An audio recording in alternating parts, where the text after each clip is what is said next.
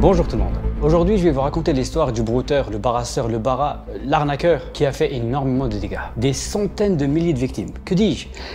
Plusieurs millions de victimes à travers le monde. Aujourd'hui, nous allons parler du plus grand brouteur de tous les temps. Et il est toujours d'actualité d'ailleurs, vous allez voir qu'il fait toujours parler de lui. 2 millions de personnes arnaquées en Europe. 400 millions d'euros détournés avec son réseau en seulement 3 ans. Bref, il a fait énormément de dégâts.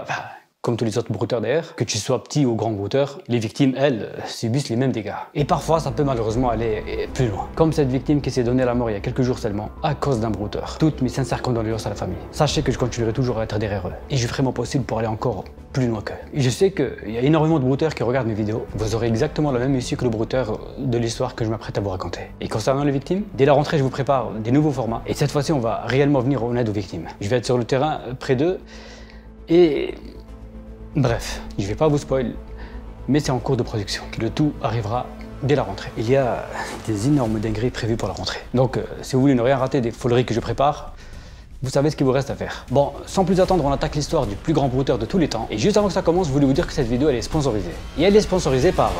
CyberGhost VPN, le fidèle partenaire de la chaîne depuis toujours, et c'est le seul VPN que j'utilise et qui m'accompagne partout. Plus de 15 ans d'expertise dans la sécurité, CyberGhost VPN est le leader mondial dans le domaine. Pour ceux qui ne savent pas ce que c'est un VPN, eh bien c'est le moyen le plus sûr pour protéger votre activité sur internet. Et toute votre navigation passe par un tunnel sécurisé. Votre adresse IP est cachée, vos données sont cryptées, et il conserve aucune donnée d'utilisateur. Bref, la tranquillité. Avec ses plus de 7000 serveurs répartis dans 90 pays différents, vous profitez alors d'une connexion VPN sécurisée partout où que vous soyez. Mais pas que. CyberGhost VPN permet de débloquer plus de 35 plateformes de streaming, comme Netflix, Amazon Prime, Disney+, et beaucoup plus encore. Le tout avec une interface conviviale et ludique. Et en parlant d'interface d'ailleurs, l'application est compatible avec tous les systèmes. Windows, Mac, iOS, Android, Linux, les Smart TV et même les consoles de jeux vidéo. Avec un seul abonnement CyberGhost VPN, vous pouvez en profiter sur 7 appareils en simultané. Et avec la nouvelle offre, profitez de CyberGhost VPN à seulement 1,94€ par mois et 4 mois gratuits, soit 84% de remise. Et cette remise, elle est applicable seulement depuis le lien dans la description. En plus, vous avez une garantie de 45 jours satisfaits ou remboursés et une assistance en ligne 100% en français. Comme d'habitude, je vous ai tout mis dans la description. Voilà, maintenant on peut attaquer la vidéo.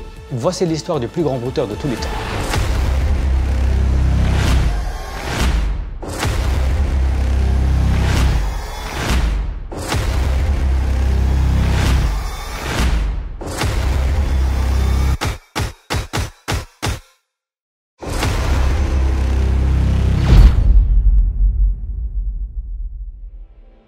Il s'appelle Raymond Olorounois Abbas, connu sous le pseudonyme Hush Puppy. C'est comme ça qu'il se faisait appeler sur les internets. Né le 11 octobre 1982 à Lagos au Nigeria dans une famille modeste, voire même un peu pauvre. Son père était chauffeur de taxi et sa mère vendeuse de pain traditionnel dans un marché populaire. Ils avaient tout de même un travail et ils arrivaient à subvenir aux besoins de leurs enfants. Mais pour Hush Puppy, c'était pas assez. Il était jeune, il rêvait d'une vie un peu plus confortable, une vie de rêve comme il le voyait dans les films et les séries. Sauf qu'en cette période au Nigeria dans les années 2000, c'était la vraie vie. Quand je suis sorti dehors, t'avais pas des boutiques Versace ou encore la possibilité de voyager en jet privé, etc. Tu vivais au jour le jour. Et c'est à ce moment que Hush Puppy décide d'arrêter ses études pour devenir un vendeur de vêtements d'occasion. Il fait ça pendant quelques temps et il aurait fait ça pendant une bonne dizaine d'années. Là, on est entre 2008 et 2009. Et pour Hush Puppy, c'est toujours pas la vie d'Aloca. Gagner un peu d'argent, c'est bien, mais en avoir beaucoup, c'est mieux. Alors en parallèle de son boulot de vendeur de vêtements, le soir après le marché, il se rendait dans des cybercafés. Et jusqu'ici, c'était pour une utilisation assez classique, aller sur les réseaux sociaux, parler à ses potes, consulter ses emails, etc. etc. Et c'est dans les cybercafés qu'il intègre des groupes Facebook, encore des forums où il fait la rencontre de quelques brouteurs de l'époque, la plupart basés en Malaisie. Et qu'est-ce qu'il va faire notre Hush Puppy à votre avis? C'est ça, oui. Il y en a un d'entre vous là-bas qui a trouvé. Il va tout simplement immigrer en Malaisie.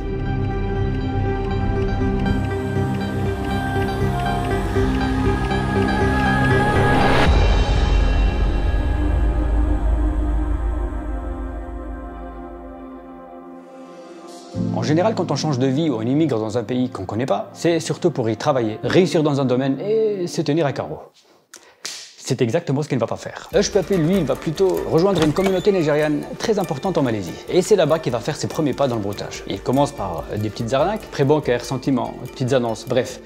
Un véritable couteau suisse. Ces arnaques commencent plutôt à bien lui rapporter et petit à petit, il se spécialise dans l'arnaque à l'usurpation. On a déjà traité le sujet sur la chaîne et j'avais même infiltré un brouteur qui faisait un peu plus ou moins la même chose. En gros, tout est basé sur du phishing. Il récupère des bases de données d'adresse email et ensuite il t'envoie le fameux message où il te dit qu'une personne a essayé de se connecter à ton compte, qu'il faut modifier le mot de passe en cliquant sur le lien, etc. etc. Donc il récupère le mot de passe, l'adresse email, mais le tour est joué. Une fois le mot de passe de la victime récupéré, il va envoyer un message à tous ses contacts en se faisant passer pour la victime, en leur disant qu'il a eu une galère et qu'il faut l'aider en envoyant une certaine somme d'argent. Et je suis sûr que vous connaissez au moins une personne qui a reçu ce genre de message. Encore aujourd'hui, en 2021, cette arnaque continue encore à faire ses preuves. Et Hush Puppy, c'était un peu le précurseur de cette arnaque. Et Hush, il va faire énormément d'argent en Malaisie. Aujourd'hui, il est quasi impossible d'estimer un peu le préjudice qu'il avait fait à cette période. Et il ne va pas se contenter de l'arnaque à l'usurpation. Hush Puppy va passer à l'étape supérieure et monter son propre réseau. Désormais, il n'est plus un simple brouteur dans un cybercafé, mais il va créer toute une structure où il va former plusieurs dizaines de brouteurs qui travailleront pour lui. Et en seulement quelques mois, il va passer d'un simple vendeur de vêtements d'occasion à un VIP de brouteur. Un VIP de brouteur, c'est le terme hiérarchique utilisé par les brouteurs pour désigner le chef, le boss. Il en a rêvé. Maintenant, Hush Puppy, il a beaucoup d'argent.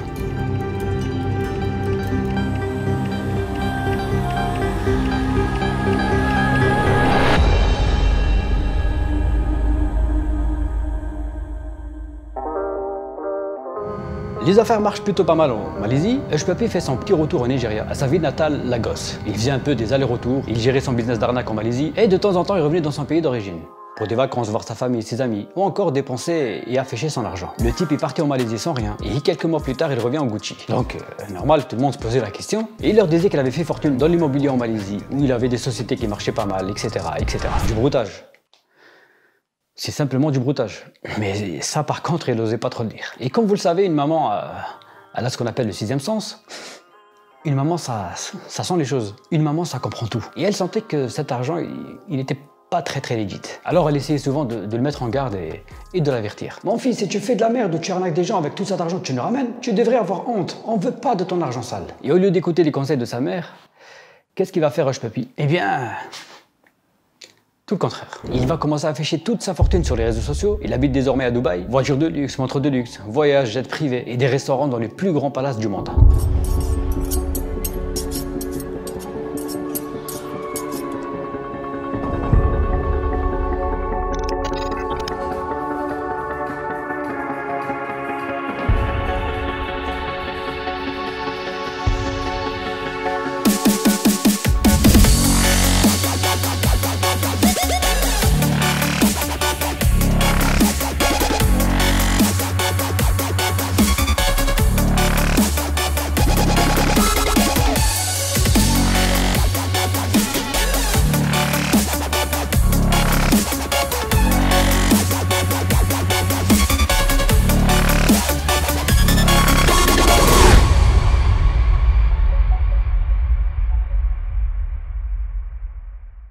La vie d'Aloca, il a fini par l'avoir. Et tout ça avec de l'argent escroqué des victimes. Et tel un patron d'une multinationale, Hush Puppy va se diversifier dans le broutage. Il aurait fait plus de 2 millions de victimes seulement en Europe. Il va même mettre en place des entités et des stratagèmes pour blanchir tout cet argent. Il est au summum.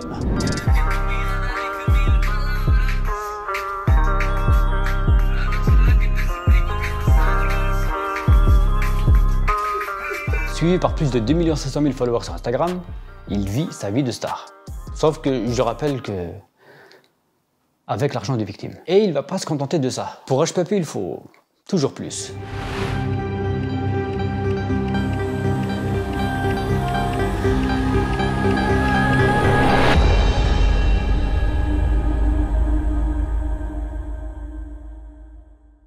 Maintenant, il a une véritable équipe derrière lui. Les arnaques marchent plutôt pas mal, il est désormais dans la cour des grands. Et là, on parle plus d'un simple brouteur qui fait quelques centaines d'euros de préjudice, mais plusieurs millions d'euros.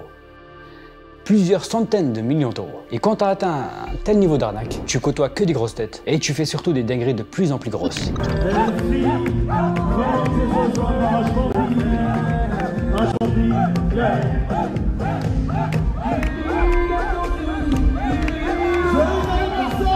En février 2019, il participe à un cyberbraquage avec des hackers nord-coréens où ils ont réussi à dérober près de 15 millions d'euros à une banque maltaise. En octobre 2019, il arnaque un client d'un cabinet d'avocats, 1 million d'euros de préjudice. Il est même à la tête d'une tentative d'escroquerie à un club de football, 100 millions de livres sterling, 124 millions d'euros.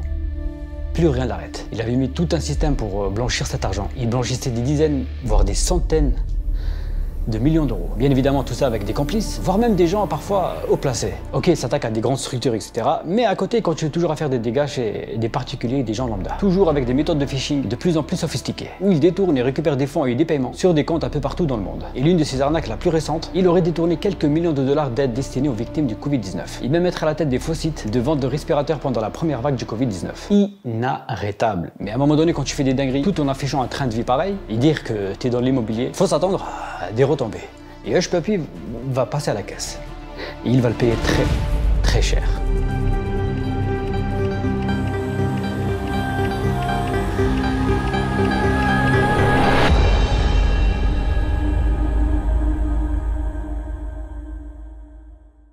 Ça commence à peser un peu pour notre brouteur. Il commence à être épinglé et dénoncé partout un peu dans les réseaux sociaux. Même l'un de ses meilleurs potes d'enfance au nom de Timaya est devenu rappeur. Il l'affiche dans l'un de ses raps où il le traite clairement de scammer. Que l'argent qu'il affiche c'est de l'argent volé, qu'il va pas tarder à avoir des ennuis, etc. etc. Et c'est ce qu'il va arriver.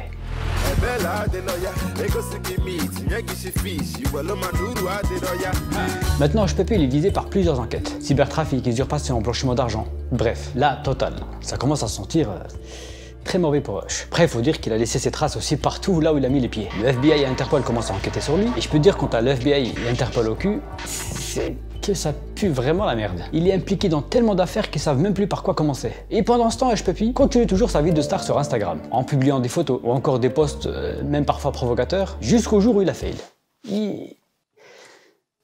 Il a merdé. Il a posté une capture d'écran où il a simplement oublié de cacher son adresse email. Ah le bâtard, il ne sait pas mais il vient de... Quand tu es suivi par 2 500 000 de personnes, l'UFBI et Interpol, t'as beau supprimer ta bourde au bout de 3 secondes... Méchant.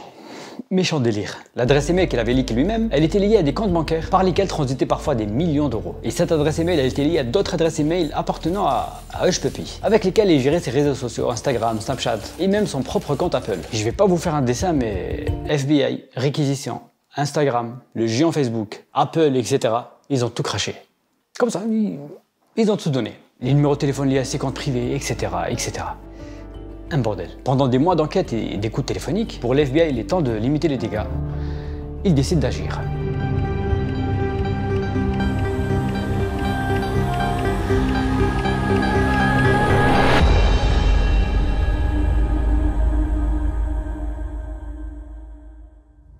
Un jour, Hush Puppy il était posé tranquille dans son appartement de luxe à Dubaï, il kiffait sa vie d'aloca tant rêvé. Et en juin 2020, il reçoit une petite visite. Et c'était pas une petite visite du style...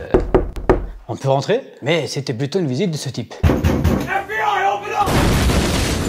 Une importante opération d'envergure de FBI en collaboration avec la police de Dubaï. Ils viennent de mettre la main sur Hush Puppy et ses complices. Ils étaient une bonne douzaine présents sur le lieu dans son bras droit, Woodbury. Woodbury qui affichait un train de vie tout aussi confortable sur Instagram. Terminus, tout le monde descend. Ils viennent d'arrêter tout le monde. Tout le monde est menotté, ils embarquent tout le monde. Le FBI sur place récupère 40 millions de dollars en espèces. 40 millions de dollars. Et genre, à quel moment t'as 40 millions de dollars en espèces chez toi et tu te dis, bon, c'est... bon bail. Non, ben non, c'est... pas bon bail. Ils saisissent 13 voitures de luxe d'une valeur de 7 millions de dollars. 21 ordinateurs, et c'est pas de l'e-sport qui faisait le bougre. 47 téléphones et plusieurs dizaines de disques durs avec une liste de 2 millions de victimes. Et là, des complices à lui commencent à tomber l'un après l'autre. Hush Puppy n'est plus. Fini. Aujourd'hui, il risque jusqu'à 20 ans de prison. Et même la peine de mort. A Nigerian Instagram influencer who posted pictures of his lavish lifestyle could spend the next 20 years in a prison cell. Ramon Abbas, aka Hush Puppy. Fallait pas toucher au state, mon pote. Là-bas, ça rigole zéro. Et Hush Puppy finit par balancer plein de noms. La poucave. Dont un policier au nom de Akali Baba.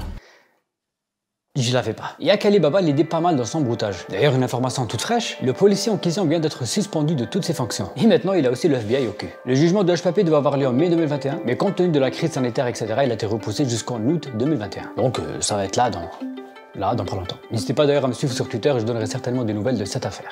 La moralité de cette histoire, c'est que t'as beau te sentir protégé, puissant, influent, à un moment donné, tu vas merder et tu vas passer à la caisse. Hush Puppy est un exemple pour plein de booters que nous chassons sur cette chaîne. C'est un modèle à suivre, ils veulent aussi leur vie d'aloca. Mais dis-toi une chose, le brouteur qui regarde cette chaîne, tu peux avoir ton moment de gloire, ta vie à mes couilles. En arnaquant des victimes, tôt ou tard, tu vas finir par payer. Je sais qu'en ce moment, les choses commencent à pas mal bouger au niveau de la cybercriminalité dans les pays où les brouteurs agissent, majoritairement au Bénin, à Côte d'Ivoire, etc., comme vous le savez. Je sais que ça bouge pas mal en ce moment.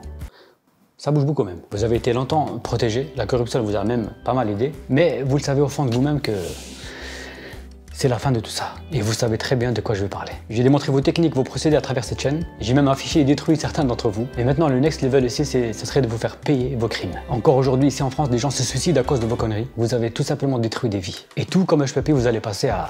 Si je vous dis ça aujourd'hui, c'est que je commence à avoir les moyens de ma politique. Maintenant, j'en dis pas plus. Sur ce, j'espère que cette histoire elle vous aura plu. Je compte sur vous pour la partager autour de vous. Et quant à moi, je vous dis à très bientôt pour une nouvelle vidéo. C'était Sandoz, ciao.